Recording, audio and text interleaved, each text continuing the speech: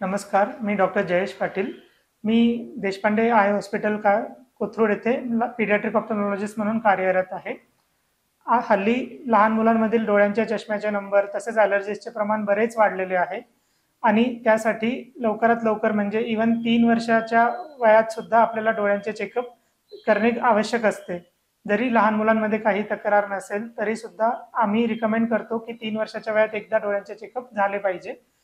जेणेकरून काही त्याच्याशी संबंधित जे प्रॉब्लेम्स पुढे होणार असतील ते आपण वेळेवर टाळू शकतो.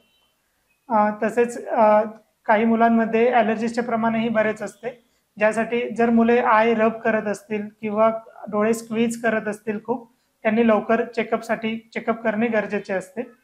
ज्या मुलांच्या आई-वडिलांना चष्म्याचा नंबर असेल, अशा मुलांमध्ये सुद्धा चष्म्याचा नंबर लागण्याची शक्यता जवळपास 25 ते 30% पर्यंत असते आणि त्यासाठी त्यांचे सुद्धा डोळ्यांचे चेकअप 1-3 वर्षाच्या वयात काहीही तक्रार नसल्यास करून घेणे गरजेचे असते. धन्यवाद.